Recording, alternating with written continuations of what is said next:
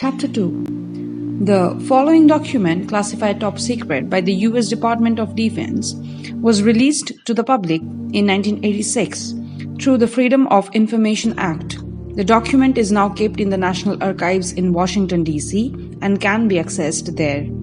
The investigations recorded here were carried out under the direction of Major James B. Warren from March to April in 1946.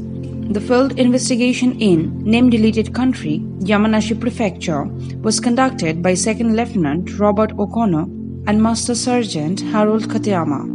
The interrogator in all interviews was Lieutenant O'Connor. Sergeant Katayama handled the Japanese interpreting, and T. William Cohen prepared the documents. Interviews were conducted over a 12-day period in the reception room of the name-deleted town hall in Yamanashi Prefecture.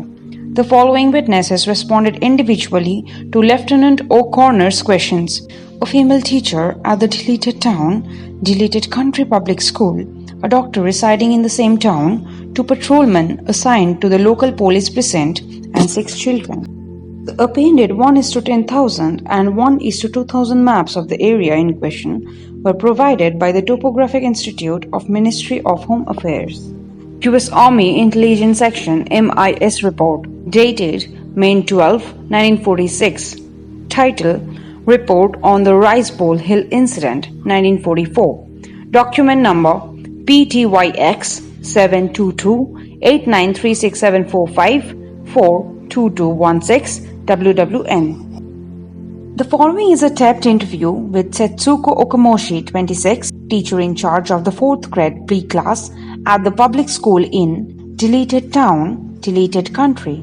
Materials related to the interview can be accessed using application number PTYX 722-SQ118. Impressions of the interviewer, Lieutenant Robert O'Connor.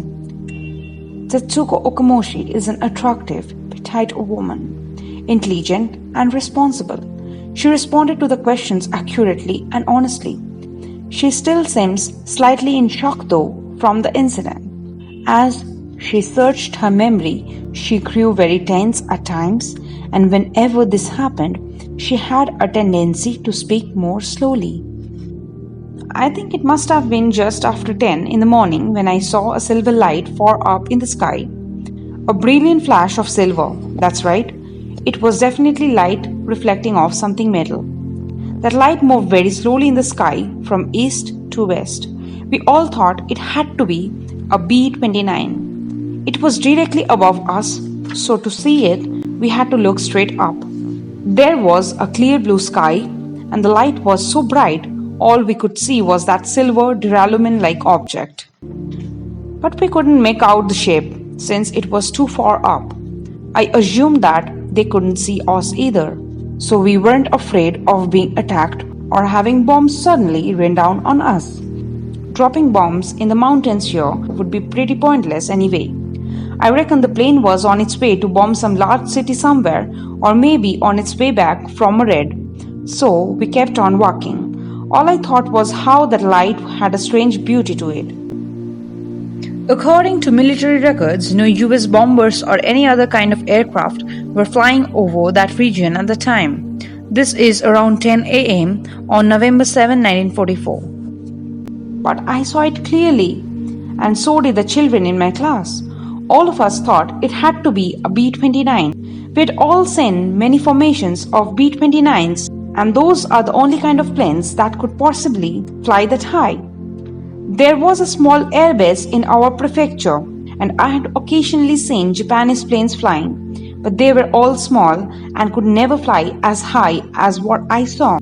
Besides, the way duralumin reflects light is different from other types of metals, and the only planes made out of that are B-29s.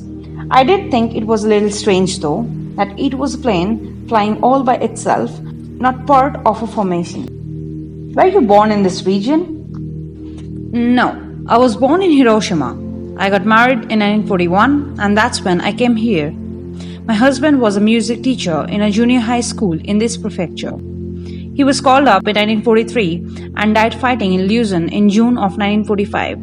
From what I heard later, he was guarding an ammunition dump just outside Manila when it was hit by American shells and blew up, killing him. We had no children. Speaking of children, how many were you in charge of on that outing? 16 altogether, boys and girls. 2 were off, sick, but other than that, it was the entire class. 8 boys and 8 girls. 5 of them were children who had been evacuated from Tokyo. We set out from the school at 9 in the morning. It was a typical school outing, so everyone carried canteens and lunches with them. We had nothing in particular we were planning to study. We were just going up into the hills to gather mushrooms and edible wild plants. The area around where we lived was farmland, so we weren't that badly off in terms of food. Which isn't to say we had plenty to eat. There was a strict rationing system in place and most of us were hungry all the time. So the children were encouraged to hunt for food wherever they could find it. The country was at war after all, and food took priority over studying. Everyone went on this kind of school outing, outdoor study sessions as they were called. Since our school was surrounded by hills and woods, there were a lot of nice spots we used to go to. I think we were blessed in that regard. People in cities were all starving. Supply routes from Taiwan and the continent had been cut off by this time, and urban areas were suffering terribly from a lack of food and fuel. You mentioned that 5 of your pupils have been evacuated from Tokyo. Did they get along well with the local children? In my class, at least, they did. The environments the 2 groups grew up in, of course, were totally different. One a long way out in the country, the other in the heart of Tokyo. They spoke differently, even dressed differently. Most of the local kids were from poor farming families, while the majority of the Tokyo children had fathers who worked for companies or in the civil service. So I couldn't say they really understood each other. Especially in the beginning, you could sense some tension between the 2 groups. I'm not saying they bullied each other or got into fights, because they did not. What I mean is, one group didn't seem to understand what the other group was thinking, so they tended to keep to themselves, the local kids with other local kids, the Tokyo children in their own little group. This was only for the first 2 months though. After that, they got along well. You know how it is. When kids start playing together and get completely absorbed in whatever they're doing, they don't care about things like that anymore.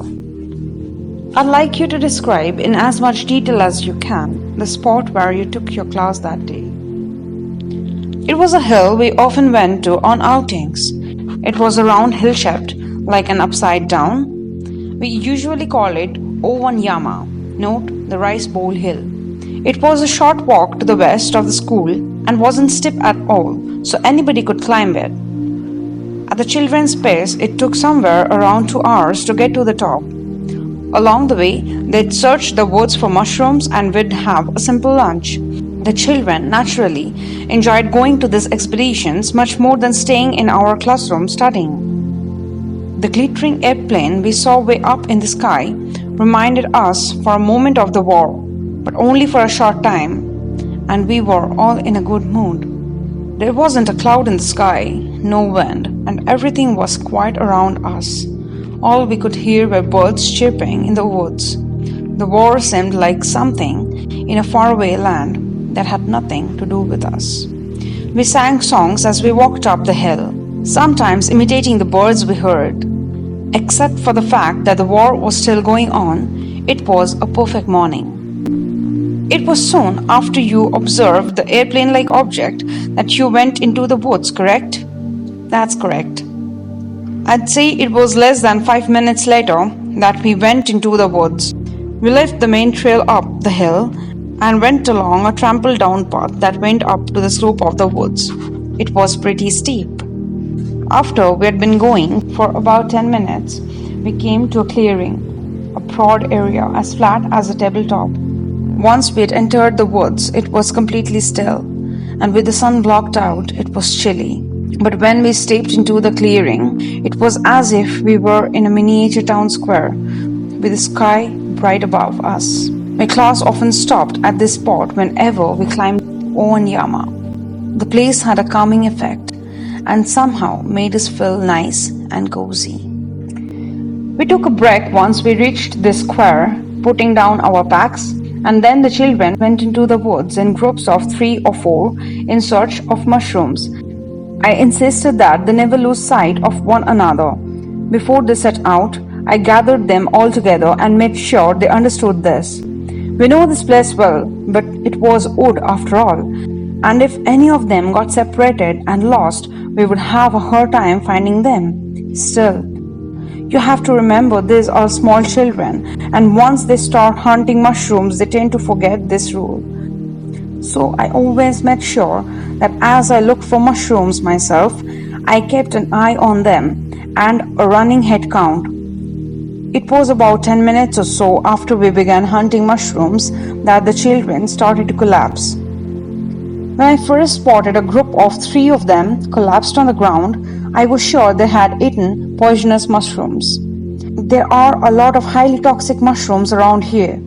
Even one can be fatal.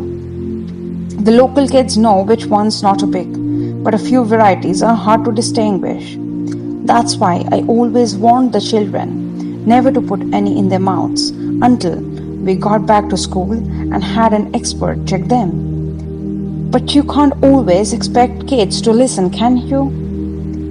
I ran over to the spot and lifted the children who had fallen to the ground. Their bodies were limp, like rubber that's been left out in the sun. It was like carrying empty shells.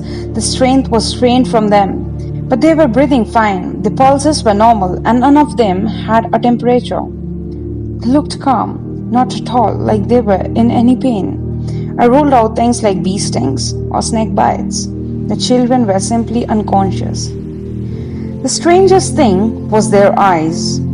The bodies were so limp, it was as if they were in a coma, yet their eyes were open, seeming to be looking at something. They'd blink every once in a while, so it wasn't as though they were asleep, and their eyes moved very slowly from side to side, as if they were scanning a distant horizon. The eyes at least were conscious, but they weren't actually looking at anything, or at least nothing I could see. I waved my hands a few times in front of their faces, but got no reaction. I picked up each of the 3 children in turn, and they were all exactly the same. All of them were unconscious, the eyes slowly moving from side to side. It was the weirdest thing I'd ever seen. Describe the group that first collapsed. 3 girls who were all good friends. I called out the names and slapped them on the cheek. Pretty hard, in fact, but there was no reaction. They didn't feel like a thing. It was a strange feeling, like touching a void. My first thought was to send somebody running back to the school for help. There was no way I could carry 3 unconscious children down by myself. So I started looking for the fastest runner in the class, one of the boys. But when I stood up and looked around, I saw that all the children had collapsed. All 16 of them had fallen to the ground and lost consciousness. The only one still conscious and standing was me. It was like a battlefield. Did you notice anything unusual at the scene? Any strange smell or sound or light? Think about it for a while. No, as I already said, it was very quiet and peaceful. No unusual sounds or light or smells. The only thing unusual was that every single pupil in my class had collapsed and was lying there unconscious. I felt utterly alone, as if I was the last person alive on earth. I can't describe that feeling of utter loneliness. I just wanted to disappear into thin air and not think about anything. Of course, I couldn't do that. I had my duty as a teacher. I pulled myself together and raced down the slope as fast as my legs could carry me to get help at the school.